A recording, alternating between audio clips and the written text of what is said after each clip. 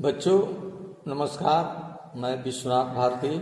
आज जो है इसमें जो है हम लोग 9th क्लास में जो है चैप्टर 2 है लोकतंत्र, जिसको हम लोग डेमोक्रेसी के नाम से जानते हैं। और इस चैप्टर में जो है हम लोग लोकतंत्र के विषय में पढ़ेंगे। भारत को एक लोकतांत्रिक देश कहा गया है और इसमें जो है लोकतंत्र का शाब्दिक अर्थ होता है लोकतंत्र, जहाँ पर लोगों की शासन हो। तो लोगों की शासन क्या है? इसका लोकतंत्र, जनतंत्र और प्रजातंत्र जो है एक ही नाम से जाना जाता है।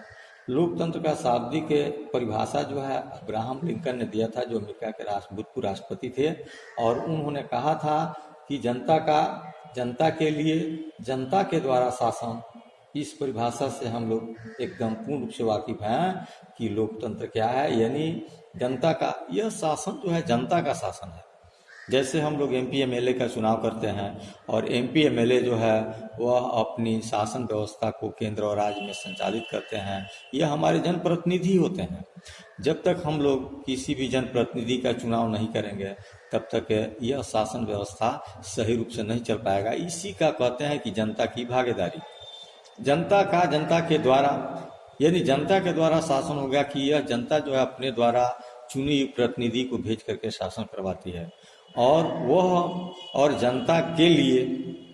तो इसका शाब्दिक अर्थ हुआ कि जनता के लिए, कि मतलब हुआ कि जो प्रतिनिधि हम लोग चुन करके केंद्र और राज्य में जो भेजते हैं, विधानसभा में जो भेजते हैं एमपी एमएलए के रूप में, तो वे लोग जो हैं जब वे शासन करेंगे तो वे जनता के हित में करते हैं। चूंकि भारत एक वेलफेयर स्टेट है, यानी भारत एक कल्याणकारी राज्य है। भारत में जो भी काम होती है वह काम केवल जनता की भलाई के लिए होती है। अगर जनता की भलाई के लिए अगर कोई काम नहीं हुआ तो वह लोकतांत्रिक शासन व्यवस्था क्या होता है? फेलियर साबित होता है। इसमें जो है हम लोग देखेंगे कि लोकतंत्र क्या है। तो लोकतंत्र जो है पढ़ेंगे, इन कारणों में जो हम लोग पढ़ेंगे कि अनेकों शासन व्यवस्था संगठन पर चर्चा जो है हम लोग किए हैं और करते भी हैं। दूसरे की गैर लोकतांत्रिक शासन भी जिसको कहते हैं, जहां पर राजतंत्र को जिसको कहते हैं। इन सरकारों में कौन सी एक बात समान है? दोनों को लोकतांत्रिक शासन हम लोग क्यों कहते हैं? जैसे पिनासे के दौर वाले चिली कम्युनिस्ट शासन की व्यवस्था वाले पोलैंड और घाना में एक नुमा के बाद वाले शासन काल में हमें क्या अंतर है? तो इन सभी सरकारों, जैसे म्यांमार के सैनिक शासन में क्या है समानता है, इस सभी को हम लोग एक एक कॉम्पिटेटिव दृष्टि का कंपेयर करेंगे। और कंपेयर करेंगे यानी इसको जब तक हम लोग तुलना नहीं करेंगे तब तक जो है यह लोकतांत्रिक शासन व्यवस्था का शाब्दिक अर्थ के विषय में समझना बड़ा मुश्किल होता है। जैसे हम लोग ये जानते हैं कि भारत एक लोकतांत्रिक देश है, तो यह बात तो ठीक है कि भारत एक लोकतांत्रिक देश है। भारत में जनता का शासन है, भारत में जनता स्वतः शासन करती है, यह कोई दूसरा शासन नहीं करता है। भारत में जनता के द्वारा चुने हुए प्रतिनिधि शासक बनते हैं, यह भी बात सही है। और वह प्रतिनिधि जो होता है, जो शासक जो बनते हैं, जैसे प्रधानमंत्री, मुख्यमंत्री जो हमारे जनप्रतिनिधि हैं, और वो शासक जब बनेंगे तो उनका एकमात्र उद्देश्य होता है क्या? कि भारत में रहने वाले लोगों की भलाई करना, कल्याण करना। तो इस उद्देश्य से हम लोग जो है लोकतांत्रिक शासन व्यवस्था जो है सफल हो पाता है। लेकिन इसी की जगह अगर हम लोग कंपेयर करें दूसरे स्टेट का, अदर कंट्री का, तो अदर कंट्री में देखेंगे कि बहुत से ऐसे कंट्री हैं जहां पर अप्रजातांत्रिक शासन व्यवस्था है। तो अप्रजातांत्रिक शासन व्यवस्था में हम लोग देखेंगे क्या कि उसमें जो है राजाओं की शासन होती है, और राजा जो होते हैं वे क्या होते हैं? तानाशाह होते हैं। और ये तानाशाह होते हैं, तानाशाह होने का मतलब होगा कि उनका ही अपना एक शासन व्यवस्था होता है, उसमें जनता की किसी प्रकार की भागीदारी नहीं होती है। वे जब चाहे जैसे चाहे वैसे शासन करते हैं। लेकिन हम लोग जो पढ़ेंगे कि भारत एक प्रजातांत्रिक देश है, तो यह प्रजातांत्रिक देश में हम लोग देखेंगे क्या कि अगर कोई भी शासक जो है तानाशाह बन जाता है और वह 5 साल तक तानाशाही के रूप में शासन करता है, जनता को किसी प्रकार की कल्याण नहीं करता है, वह अपने आप को जो है सर्वोच्च समझता है, अपने आप के कहे हुए बातों को कानून मानता है, तो उसकी शासन व्यवस्था मात्र 5 साल तक ही रहेगी। और जैसे ही 5 साल का अवधि पूरा होगा, नया इलेक्शन होगा, हम क्या करते हैं, हमारी जनता क्या करेगी कि उसको जो है उसमें हम लोग मत नहीं देंगे अपना, वोट नहीं देंगे स्वतः वो हार जाएगी और वह शासन व्यवस्था से या उस तक से हट जाएगी। तो इतना तो पावर हम लोग का है लोकतांत्रिक शासन व्यवस्था में, हम सभी जनता को, कि यह सब हम लोग कर लेते हैं। लेकिन जो प्रजातांत्रिक शासन है, जहाँ पर यह प्रजातांत्रिक शासन व्यवस्था नहीं है और जहाँ पर लोग जो है एक राजा का अधीन है और वो राजा सब कुछ करता है, और राजा अगर मान लो कि राजा विलासिता से संबंधित अपने जीवन को व्यतीत कर रहा है, तो वहाँ पर जनता का सुख सुविधा नाम का कोई चीज ही नहीं रह जाता है। तो वहाँ पर जनता क्या होगी, खलबला जाती है, वो अपने हक को मांगना शुरू करती है। आज जब राजा चाहे जैसे चाहे वो जनता को हक दे या न दे, कत्ल करवा दे, वो सब उसी के ऊपर डिपेंड करता है। जैसे उत्तरी कोरिया को हम लोग देख ले, उत्तरी कोरिया भी उसी तानाशाह शासन व्यवस्था में आता है। अब देखो, इसके बाद से कुछ दिन पहले जो है नेपाल जो था वो भी एक तानाशाह शासक था, और वहाँ पर भी राजा का ही परिवार होता था, और राजा का परिवार में जो जन्म लेता था वही वहाँ का राजा होता था। तो यह राजतांत्रिक शासन व्यवस्था हो गया, और वहाँ पर प्रजा का किसी प्रकार की वर्चस्व नहीं होता है। वह प्रजातंत्र जो वहाँ पर एकदम जीरो नगण्य होता है। लेकिन सरल परिभाषा के रूप में पर्याप्त नहीं है। इसमें जो हमें समझ आता है कि लोकतांत्रिक का मतलब लोगों का शासन है, पर इसका परिभाषा का प्रयोग यदि हम बिना सोचे विचार में किए जाए तो सभी सरकारों को लोकतांत्रिक कहना पड़ेगा जो चुनाव करवाती है। लेकिन ऐसी बात नहीं है, प्रजातांत्रिक शासन व्यवस्था हो वहां पर तो चुनाव होता है, निश्चित है। लेकिन कुछ ऐसे भी तानाशाह शासन व्यवस्था है वहां पर भी चुनाव होती है, और चुनाव कराने के बाद जो है वहां पर भी शासक बनते हैं। लेकिन वहां का जो प्रधान जो होता है, जैसे प्रधानमंत्री बना हुआ जनता का प्रतिनिधि होंगे, लेकिन वहां उस राज्य का राजाध्यक्ष जो होता है वह वंश परंपरा के अनुसार होता है, यानी वंशावली होता है। जैसे इंग्लैंड का, ब्रिटेन का हम लोग देख लें, वहां पर राजा और रानी की प्रधान व्यवस्था है, वहां पर प्रधानमंत्री बनेंगे।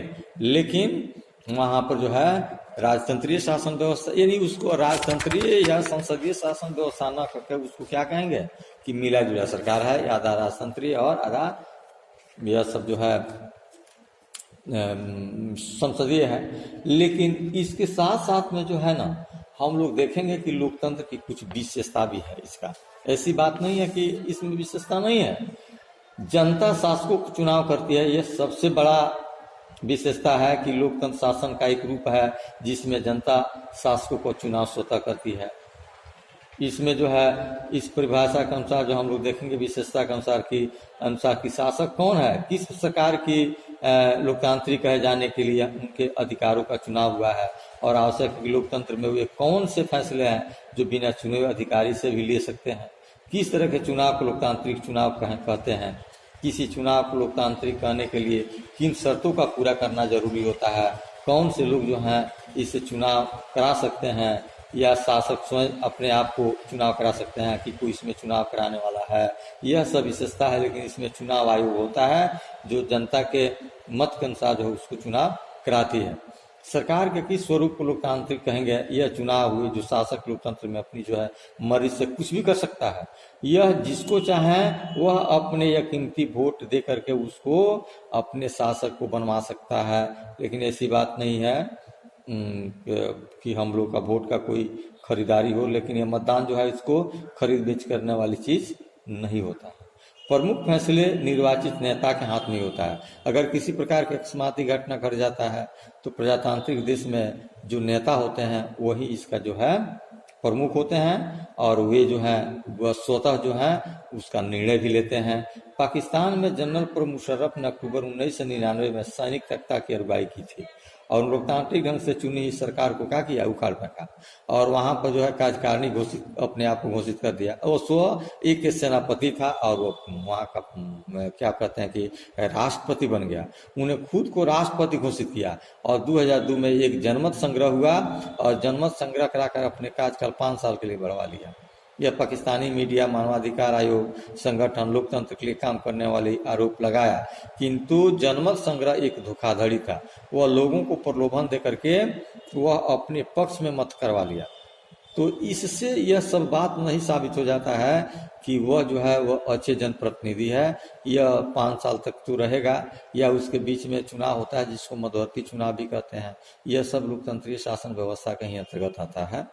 तो ये धोखाधड़ी से जो हम लोग मत में जो परिवर्तन कर लेते हैं, जैसे जनरल मुशर्रफ ने किया था, तो यह टिकाऊ सरकार नहीं होता है, भले वो प्रजातांत्रिक ही देश क्यों नहीं हो। और इसमें जो है, इसके अनुसार राष्ट्रपति राष्ट्रीय और प्रांतीय असेंबली का भंग कर सकता है। मंत्रिपरिषद कामकाज पर एक राष्ट्रीय सुरक्षा परिषद की निगरानी रखता है, जिसके ज्यादातर सदस्य फौजी अधिकारी होते हैं। कानून के पास हो जाने के बाद राष्ट्रीय प्रांतीय असेंबली के लिए चुनाव कराए जाते हैं। इस प्रकार पाकिस्तान में जो है चुनाव हुए हैं और प्रतिनिधियों के अधिकार मिले हैं, लेकिन सर्वोच्च सत्ता किसके हाथ में रहा? तो सेना के अधिकारी के हाथ में ही रहा। और वह अधिकारी कौन थे? जनरल मुशर्रफ थे। इससे स्पष्ट है कि जनरल मुशर्रफ के शासन वाले पाकिस्तान को लोकतंत्र न कहने के अनेक ठोस कारण भी है। यहाँ सिर्फ ये कारण ही चर्चा में करते हैं क्या? हम कह सकते हैं कि पाकिस्तान के लोग अपने शासकों का चुनाव किया है, हम ऐसा नहीं कर सकते। लोगों ने राष्ट्रीय और प्रांतीय असेंबली के लिए अपने प्रतिनिधियों का चुनाव किया, लेकिन चुने हुए प्रतिनिधि वास्तविक शासक नहीं, वे अंतिम फैसला नहीं कर सकते हैं। अंतिम फैसला जो है सेना के अधिकारी ही कर सकते हैं, और शासन व्यवस्था का जो भी बागडोर है वह सेना के अधिकारी के पास है, जिसको जनरल मुशर्रफ ने अपने हाथ में ले लिया था। और जो जनता द्वारा नहीं चुने गए, ऐसे तानाशाह और आशाही वाले अनेक शासन व्यवस्था जो होता रहता है। और यह शासन व्यवस्था जो है कोई उतना अच्छी शासन व्यवस्था नहीं होता है जितना प्रजातांत्रिक शासन व्यवस्था होता है। और इसमें जो है लोकतांत्रिक शासन व्यवस्था में जो है स्वतंत्र और निष्पक्ष चुनाव होता है, किसी प्रकार की गड़बड़ी नहीं होगा, कोई किसी के ऊपर दबाव नहीं होगा। यह सभी नागरिक जो है स्वतंत्र हैं, वे अपने जाएंगे, जाने के बाद मतदान केंद्र पर जाने के बाद अपना मत के अनुसार, अपने खुशी के अनुसार, अपने इच्छा के अनुसार किसको वह चाहते हैं वैसे जनप्रतिनिधि को वोट देते हैं। तो इसमें स्वतंत्र और निष्पक्ष चुनाव की मुकाबला बहुत अच्छी रहती है। उसके बाद से इसकी दूसरी विशेषता है कि भारत में एकल नागरिकता है। भारत में रहने वाले प्रत्येक व्यक्ति को एक मत देने का अधिकार है। वह दो मत नहीं दे सकता है, दो पार्टी को वोट नहीं दे सकता है, केवल अपने एक ही मत का प्रयोग एक पार्टी के लिए कर सकता है। तो इसके लिए भी स्वतंत्रता है। यह भी जो है हर एक नागरिक, जो वयस्क नागरिक जिसका उम्र 18 साल हो गया है, वह नागरिक जो है अपने देश में अपने जनप्रतिनिधि के चुनाव में भाग लेकर अपने मतदान को दे सकता है। यह जो है सबसे अच्छी बात है। तो यह रहा लोकतांत्रिक शासन व्यवस्था। और लोकतांत्रिक शासन व्यवस्था में जो है हम बहुत सारे अवगुण भी देखते हैं। क्या है कि और लोकतांत्रिक शासन व्यवस्था जो है उसको मूर्खों का शासन कहा गया है। यानी यहाँ के लोग जो हैं अनपढ़ हैं, गुड़ गंवार हैं, वे ऐसे जनप्रतिनिधि का चुनाव नहीं कर पाते हैं। यहाँ अधिकतर गरीबी है, जिस गरीबी के कारण लोग जो अपने मत को बेच देते हैं।